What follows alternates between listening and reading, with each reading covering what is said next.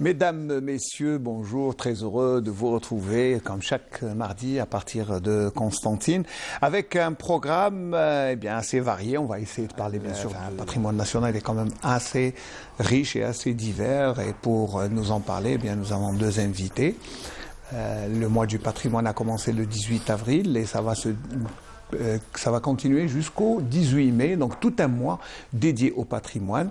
D'abord, Monsieur Hussein Taoutaou, qui est directeur du centre d'anthropologie. C'est l'annexe du CNRPH, le Centre national de recherche en préhistoire, en anthropologie et en histoire. Ce sont trois domaines scientifiques. Très bien. Alors, Hussein Taoutaou est connu quand même pour ses interventions multiples dans le domaine de l'anthropologie et de l'histoire et du patrimoine. Voilà. Le patrimoine d'une manière générale. D'une manière générale.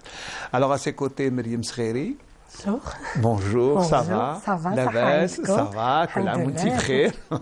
Alors, Myriam a la particularité de nous venir de l'université, c'est ça? Oui, d'un centre de recherche aussi, qui est jeune. Il a été créé ici à Constantine. Il travaille sur l'aménagement du territoire. C'est un centre national. Ouais. Il est à Zberi. Voilà, et vous allez vous demander pourquoi l'aménagement du territoire avec le patrimoine. Une expérience quand même assez unique en Algérie, elle est la seule. Vous avez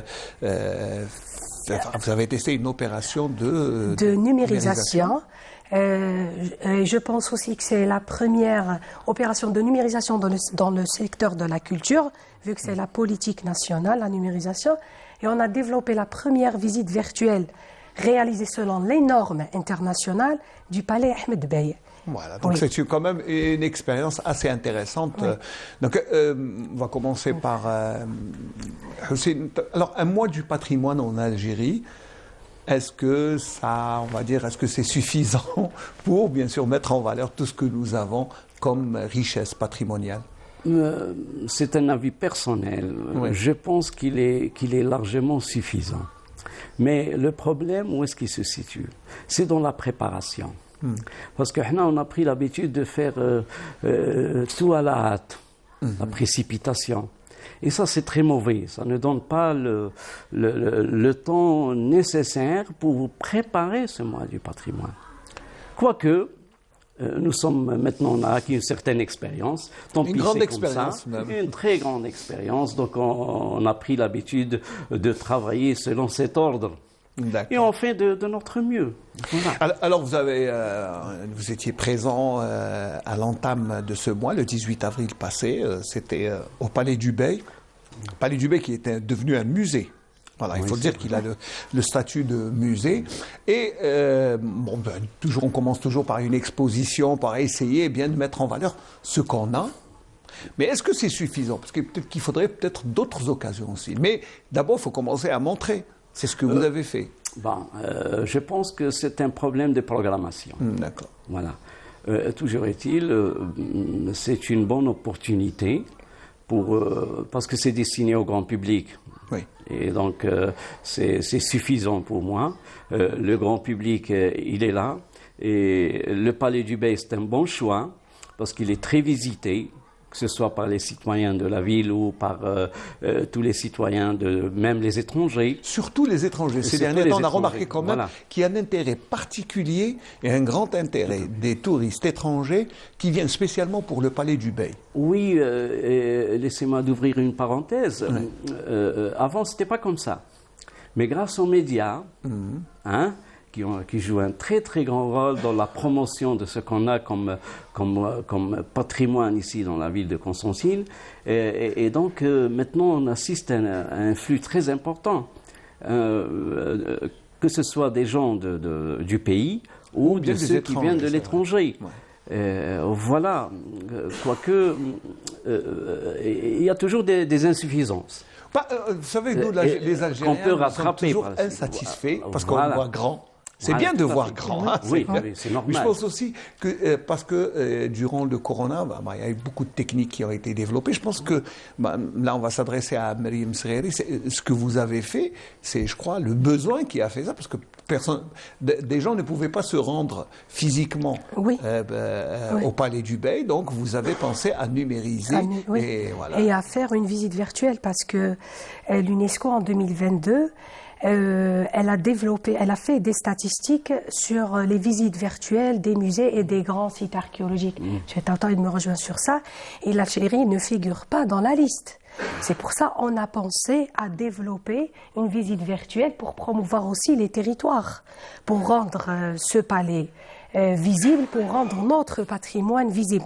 Parce que quand même, l'Algérie est une terre d'histoire, d'art. Un territoire riche en histoire, riche en culture, riche en tout ce que vous voulez. Donc c'est pour promouvoir le tourisme culturel de l'Algérie vis-à-vis l'étranger. Alors qu'est-ce que vous avez fait exactement?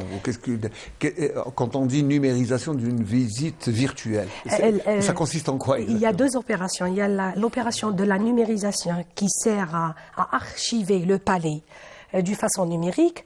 La numérisation, je donne toujours l'exemple, je reviens toujours sur l'exemple de la cathédrale de Notre-Dame de Paris.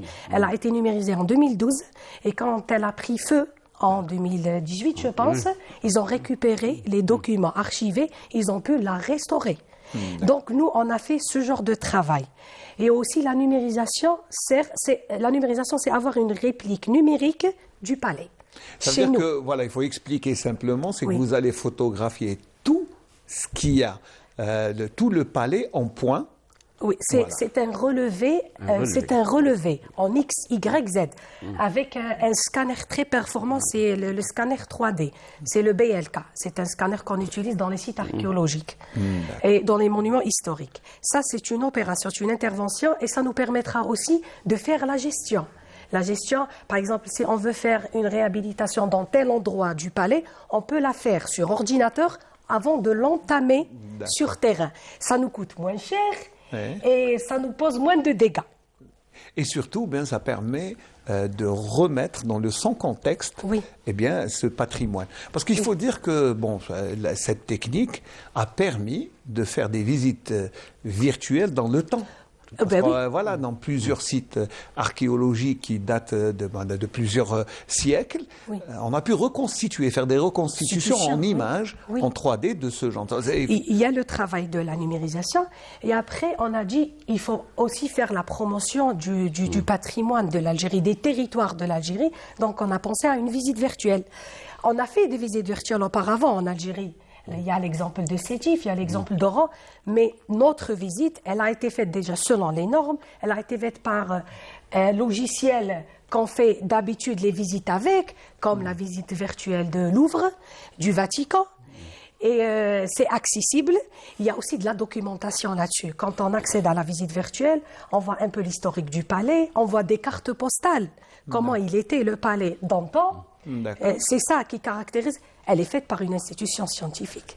Donc il y a une démarche scientifique, donc c'est beaucoup plus, c'est beaucoup plus technique et pointu. Oui. C'est ça. Et quand on l'a diffusé il y a 3 mois, on l'a diffusé en ligne, on a eu beaucoup de retours. On a eu dans l'intervalle de 3 heures 2000 visiteurs. Parce que dans le logiciel, on peut voir les gens, les pays qui visitent. On a eu un peu de l'Europe, du Canada, des États-Unis, un peu partout, oui, un peu partout. Et on a eu des très bons retours. Et l'Algérie contient ce joyau. Oui, c'est rien. Le palais, c'est rien par rapport à d'autres choses. Voilà, là, Hussein Tataoul, le palais du Bey, par rapport à ce qu'on a encore comme histoire, comme patrimoine archéologique, c'est rien du tout. Ah oui, mais c'est pas pour dénigrer, mais c'est pour donner. Ce qui est important du travail qu'ils ont réalisé. Il ne faut pas oublier qu'on parle là d'une période très importante de l'histoire de l'Algérie, c'est l'époque ottomane. Et il y avait 3 beylikas. Le beylikat de Constantine était très important et très c'était connu. Le plus important. Et chaque bey avait sa demeure, son palais. Malheureusement, il n'y a que le palais de Constantine qui reste conservé. Ah d'accord. Les autres palais ont disparu. C'est vrai que. Voilà, c'est très très important. C'est pour ça que. Mais je voulais dire en termes d'importance, nous avons encore d'autres sites à mettre en valeur, d'autres bastions. De toutes les périodes historiques. Oui. Et ça, c'est ce qui est bien en Algérie, qu'on ne trouve pas ailleurs. C'est que nous avons des témoignages archéologiques de toutes les périodes historiques qu'a vécu le pays. Ouais. Depuis, allez, moi je peux remonter jusqu'aux époques géologiques, les périodes géologiques, la formation du rocher par exemple. Surtout à Constantine. Voilà, l'histoire parle d'elle-même. Et là on parle des millions d'années. Le rocher il est là, la rivière qui a façonné ce rocher, elle coule toujours. Et voilà, et toutes les strates de ces périodes historiques sont là.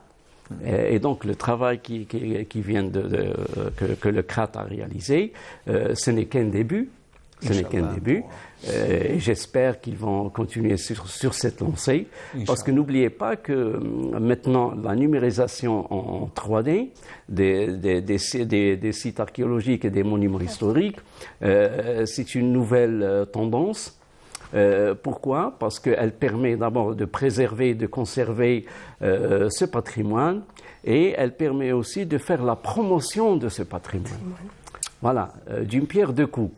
Très bien, c'est bien de parler de ça. Bon, on va juste voir ce que nous avons ramené comme image lors de l'inauguration de ce mois du patrimoine au Palais du Bey, et vous allez voir qu'il y a aussi d'autres techniques qui ont été lancées. Et vous allez voir, c'est quand même intéressant de parler d'hologrammes et d'hôtesses virtuelles. Oui. Voilà, bon, cela aussi, c'est la première fois qu'on utilise cela en Algérie. Regardez, d'abord, c'était à l'inauguration.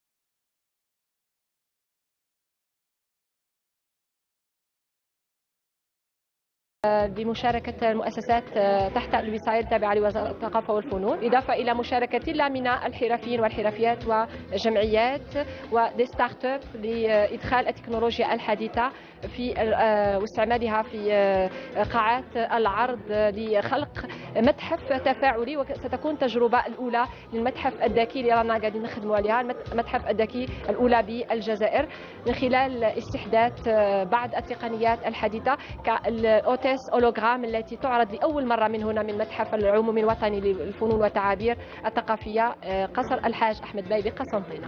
التقنية المستعملة خلفي هذه هي المضيفة الهولوغرافية، هي لأول مرة تستعمل في المتاحف. الأمر يدخل في تثمين التراث المادي واللا مادي.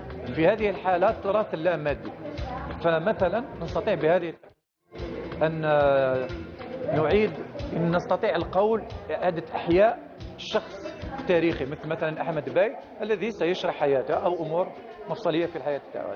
يقدر يستقبل، يقدر يشرح الزوار، يقدر كذا. الأمر جد بسيط، هي كيف نستعمل، أين نستعمل، متى نستعمل كل تقنية.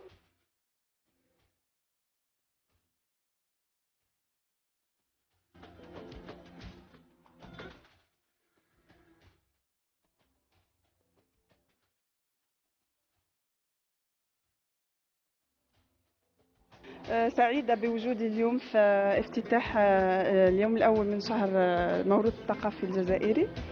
الفكرة هي تاع هذا المشروع نبتت من غيرة على الموروث الثقافي تاعنا الجزائري، وهنا كما راك تشوف المجوهرات اللي كاينين لهنا من شمال الجزائر إلى جنوب الجزائر. كل قطعة عندها رمزية معينة، دونك للأجداد حطوا هذه الرمزية في كل قطعة باش تكون عندها معنى وباش يوصلوا بها رسائل. دونك الفكرة تاعي أنا هي حبيت نعاود نرجع هذا الموروث، نرجعه ونصالح الشباب الجزائري اليوم بهذا الموروث باش نكونوا حنايا نكملوا هذه المسيره ونوصلوا للي جينيراسيون اللي جايين ان شاء الله. فالفكره اليوم هي ان الموروث تاعنا يمشي في كل زمان ويستاهل، يعني يستاهل ان اون ساتارد معاه ونكونوا فخورين بارتدائه. Voilà, donc une petite visite au Palais du Bey avec... voilà, ce qui était intéressant quand même, c'est l'hologramme. L'hôtesse en hologramme, c'est bien. C'est une technique nouvelle. Oui. C'est très simple, il faut dire que ce n'est pas très compliqué. Ben oui, hein? Oui. Vous avez quelque chose à dire? Oui. Moi, j'étais impressionné parce que j'ai vu ça quand on a ouvert le mois du patrimoine. Et pour la première fois, je vois ça à l'intérieur du Palais du Bey. J'étais d'abord très impressionné et j'étais très content. Voilà, enfin, une nouvelle technologie qui est, comme vous avez dit, très simple. Mais il fallait juste y penser, je pense. Voilà. Exactement. Vous pouvez faire ça très facilement, c'est pas très compliqué. Mais nous, en tant que centre scientifique, de recherche, on travaille beaucoup plus. Notre centre, il travaille beaucoup plus sur la gestion des risques. Il y a les risques naturels, il y a tout ce qui est incendie, les risques anthropiques, parce que les gens peuvent aussi nuire au patrimoine. On travaille sur tous ces risques. On a une démarche plutôt scientifique, mais ce qui a été fait au Palais du Bey, c'est unique. Il faut dire que la directrice aussi et le staff du palais sont très... Oui, c'est vrai qu'il faut saluer quand même Mariam Qbailia qui est très active. Voilà, tout le staff avec Madame Qbailia, ils sont très actifs et mutaawinin. Ils sont des gens très hospitaliers. Alors, ce qui est bien, parce qu'on disait avec la start-up qui a fait cet hologramme, c'est que on peut faire un personnage comme Ahmed Bey avec un costume et c'est à lui d'expliquer et de faire la visite. C'est ça qui est intéressant, Taou. Il faut dire que nous on a dit que c'est simple. Mais en apparence, c'est simple. En apparence, bon. Voilà, mais il y a pour la maîtrise. Voilà, il y a toute une équipe pluridisciplinaire qui a participé à l'élaboration de ce projet. Voilà, une équipe technique, des informaticiens, des historiens et tout ce qui s'ensuit. Voilà, quand on voit comme ça, on dit « Oh, c'est simple ». Non, là, on est à la fin.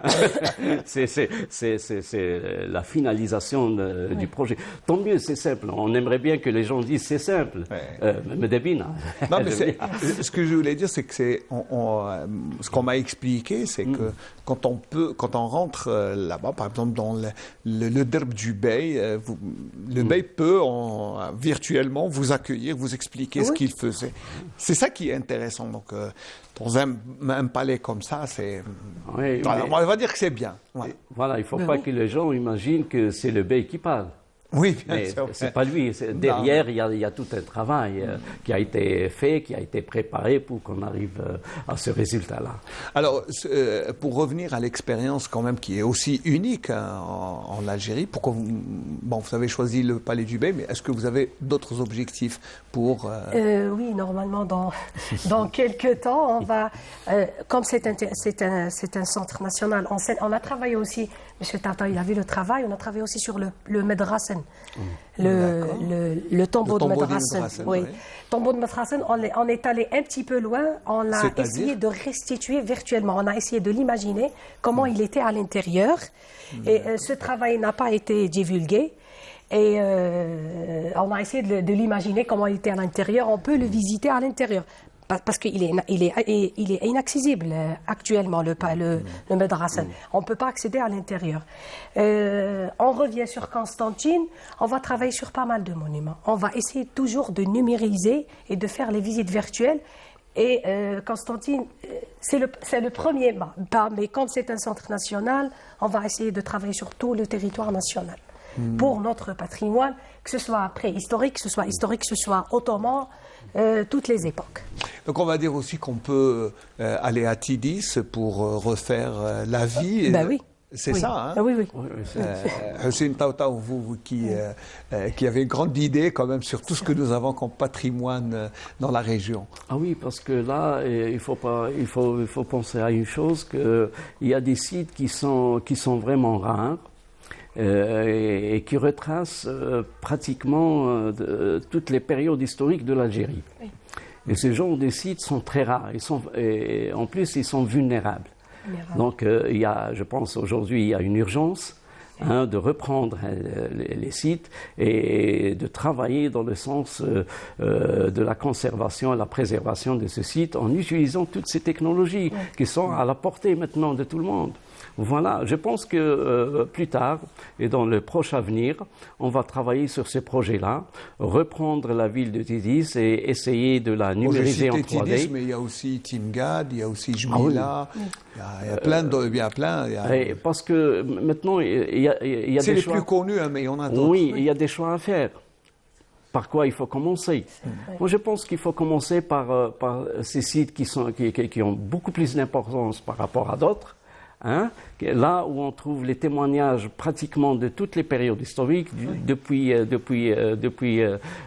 paléolithique ancien, inférieur, par exemple, pour te dire, jusqu'au Moyen-Âge. Oui. On a des périodes qui s'échelonnent depuis les périodes les plus anciennes de la préhistoire jusqu'au XIIIe siècle. Et ça, c'est des choses qu'on ne trouve pas dans les autres sites.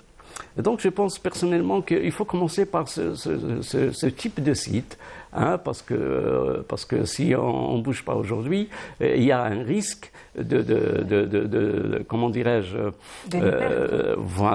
on risque de les perdre.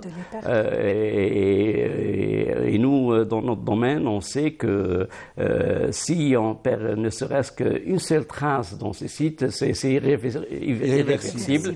C'est pas récupérable. Exactement. Donc, à mon avis, il faut aller dans ce sens et commencer par ces sites qui ont beaucoup plus d'importance pour notre histoire et qui sont là aujourd'hui. Les préserver, les conserver par la recherche, par l'étude et surtout par l'utilisation de ces moyens technologiques parce que nous avons les compétences, nous avons le matériel, nous avons le financement qu'il faut et nous avons la volonté même de l'État et des citoyens. C'est important quand on a quand même les deux intentions, ça veut dire qu'il y a... Mais il reste quand même que le patrimoine, à mon avis, devrait être encore plus valorisé. On peut encore faire beaucoup mieux. Parce que certaines personnes ne savent pas, par exemple, qu'il y a des traces phéniciennes dans le canyon de Constantine. Peut-être qu'il faudrait revenir à l'ancien chemin des touristes pour essayer un peu de faire des visites. Parce que plus il y a de gens qui visitent, plus il y a un intéressement, plus il y a, je pense, une volonté de préserver. Oui, je pense que ça a beaucoup évolué, parce que n'oubliez pas que la science archéologique, elle est nouvelle. Elle date pratiquement du 19e siècle. Il faut situer tout ça dans le contexte historique du pays. Nous, cette science a commencé, on va dire, par des amateurs, des administrateurs à l'époque coloniale. Parfois, c'était beaucoup plus le fruit du hasard qu'autre chose. Voilà, mais les choses ont beaucoup évolué aujourd'hui. Nous avons des universités, nous avons des centres de recherche. Nous avons un centre de recherche qui travaillent et qui produisent. Et c'est pas son domaine. On va dire c'est l'aménagement du territoire, ça n'a rien à voir avec... Des fois, c'est pas notre domaine, mais on touche. On touche à ce domaine-là parce que la mission c'est combattre les risques. Et c'est l'aménagement du territoire. Dans un territoire. Voilà, les risques, ça touche tout ce qui se trouve dans ce territoire. Et le patrimoine fait partie de ces territoires. Et le patrimoine, il est touché comme les autres secteurs du territoire. Et en plus de ça, le patrimoine est très vulnérable. Par rapport aux autres composantes qu'on peut trouver dans ce territoire-là. Et les territoires sont constitués des monuments, des sites, parce que généralement, quand on parle du territoire, on parle des villes. On oublie les sites archéologiques, on oublie les monuments historiques. Et toutes ces entités du patrimoine font les territoires. Nous, dans le centre de recherche, on essaie de penser sur comment rendre ces territoires agréables, comment rendre ces territoires actifs à travers la promotion des sites historiques et les monuments archéologiques et les monuments historiques. Comme les exemples qui se font à l'étranger. On va à l'Europe, on va en Égypte, c'est juste à côté de nous. Elle vit avec son patrimoine. Et nous, on a vraiment un patrimoine qui est très intéressant, qui est très riche. Oui, il suffit juste de le mettre en valeur. Il n'y a pas uniquement la richesse de ce patrimoine. C'est que ce patrimoine, il est, comment dirais-je, unique. Plus que ça, il est consistant. Si on parle en termes de quantité, il est très important. Oui, ça c'est très important. C'est vrai que... Et c'est une exception.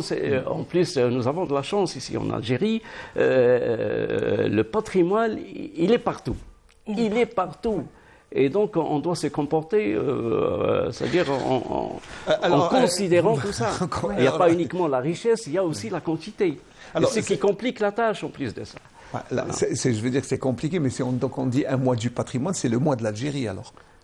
Oui. Parce que toute l'Algérie est patrimoine. Oui. On peut le dire, c'est ça. Oui, on peut le dire. Et l'État algérien, quand elle a consacré tout un mois à ce patrimoine, elle est belle, je vais dire, parce qu'il est riche. Et il est grand, ce patrimoine. Voilà. Il nous reste beaucoup de choses à découvrir quand même, beaucoup de choses à faire. Et c'est bien de commencer les petites démarches. Peut-être avec les nouvelles technologies, M. Tata me rejoint sur ça, avec les nouvelles technologies, on peut découvrir. Parce que pour faire une fouille, c'est un peu lent, c'est une longue procédure, ça demande des moyens, ça demande des compétences. Mais avec les nouvelles technologies, la tâche est devenue plus facile. Et travailler dans des équipes pluridisciplinaires, nous, au centre, ce travail, il y a l'architecte, l'archéologue qui est moi, il y a l'informaticien, il y a l'ingénieur qui maîtrise cet outil, il y a la personne de la communication. Travailler dans des équipes pluridisciplinaires, travailler avec la culture et l'institution scientifique, je pense que c'est une nouvelle approche de l'Algérie. C'est travailler dans des équipes. Il n'y a pas la culture qui travaille toute seule, il n'y a pas l'université qui travaille toute seule, il y a la communication aussi, c'est très important. C'est vrai qu'il faut communiquer. Hein. Oui, il faut communiquer. Le marketing. Ouais. On peut dire ça, le marketing culturel et scientifique, et on peut obtenir beaucoup de résultats. Et je pense que le résultat de la visite virtuelle, c'est grâce à ça. Il y a Madame la directrice, il y a Monsieur le directeur, que je félicite beaucoup, parce qu'il nous pousse toujours vers l'avant. Monsieur Ben Abbas, c'est notre directeur. Il y a le travail de l'équipe. Il y a la pluridisciplinarité. C'est ça qui fait... C'est la richesse, hein, parce que quand il y a beaucoup les profils confondus. Voilà, et chacun apporte son regard, et surtout quand vous regardez dans la même direction, vous avancez. On a le même objectif. C'est notre patrimoine. L'informaticien veut sauvegarder le patrimoine à sa façon, moi à ma façon, Monsieur Tata à sa façon, vous à votre façon. Mais l'essentiel, on arrive au même résultat. C'est promouvoir notre patrimoine. Voilà, ce qui est important dans le patrimoine, c'est que ce n'est pas l'affaire d'une seule personne ou d'un seul établissement. Oui. Voilà, c'est l'affaire de tous, de tout le monde. C'est que tout le monde est concerné. Laissez-moi vous dire que pour le patrimoine, on est confronté, pour résumer, à 3 problèmes. Le premier problème, c'est la préservation et la conservation. Le deuxième problème, c'est la découverte, la recherche. Et le troisième problème, c'est l'inscription de ce patrimoine sur la liste du patrimoine mondial. Pas uniquement national, mais mondial. Donc, on doit faire face à ces 3 problèmes-là, d'où la pluridisciplinarité du travail. On ne peut pas faire face à ces 3 problèmes en travaillant tout seul. Ce n'est pas possible. Ça demande des compétences, ça demande des moyens et ça demande beaucoup plus de la volonté. Voilà. L'union fait la force. Et je crois que pour conclure, il n'y a pas mieux. Alors un dernier mot, Mariam Sereri. Je vous invite à avoir notre visite. Comme virtuelle. Ça, on aura, elle est disponible sur le site krat.dz, www.krat.dz. On va faire pas mal de manifestations scientifiques pendant le mois du patrimoine. pour travailler, pour parler d'une nouvelle technologie et la gestion des risques dans le patrimoine et comment l'institution scientifique peut contribuer. On aimerait bien avoir des retours sur notre page Facebook pour améliorer notre travail. Et je vous dis qu'il y aura beaucoup de monuments qu'on va travailler là-dessus, surtout à Constantine. Très bien. Donc, il y aura des surprises. Hein? Oui, on va vous ramener Merci encore beaucoup. sur d'autres plateaux. Alors, Monsieur Hussein Taouta. Oui, pour ma part, j'invite aussi les citoyens à aller visiter le Palais du Bain et voir tout ce qu'on a dit, comment on aide les l'hôtesse virtuelle. Voilà, exactement. Voir aussi la production scientifique du centre. Nous avons un stand. Là où on expose tout ce qui a été produit par les chercheurs du centre, les ouvrages, les périodiques, les études et tout. C'est très, très important, et dans la langue arabe, même la langue française. Et il y a tout un programme pour le mois du patrimoine, des journées d'études, des visites et tout ce qui s'ensuit. Il faut profiter. Il faut profiter au maximum. Et je salue votre travail, que nous apprécions beaucoup, parce que quelque part vous faites aussi de la promotion et vous êtes avec nous. Vous le disiez tout à l'heure, chacun dans son domaine, nous, c'est la vulgarisation. Les médias, c'est très important pour faire la promotion de tout ça et parler de notre patrimoine à cette occasion-là. En tout cas, moi je vous remercie beaucoup d'avoir répondu à notre invitation, d'être venu pour nous parler de ce que vous faites qui est très intéressant. Que ce soit dans les nouvelles technologies ou que ce soit dans votre centre qui est quand même très intéressant. Voilà, merci beaucoup. Merci à vous. On se retrouvera, Inch'Allah, parce que nous avons d'autres occasions. J'espère que vous allez revenir pour nous parler de vos expériences, de ce que vous faites tous les jours pour préserver ce patrimoine qui fait partie de notre identité. Attention, sans passé, nous n'avons pas d'avenir. Donc, il faut préserver ce que nous avons comme passé et surtout le mettre en valeur. Allez au mois du patrimoine. N'oubliez pas, ça se déroule jusqu'au 18 mai. C'est l'occasion. Donc, si vous n'avez pas le temps durant la semaine, vous avez les week-ends. C'est ouvert pendant les week-ends parce que exceptionnellement, c'est ouvert vendredi et samedi pour que tout le monde puisse bien jeter un coup d'œil. Attention, emmenez vos enfants pour qu'ils puissent voir ce qu'ont fait leurs ancêtres et ce qu'ils ont laissé comme trace. Eh bien, voilà, merci. Hussein Taouta, merci Myriam Sgheri. On va juste le relais. Merci, à très bientôt et à mardi prochain, Inch'Allah.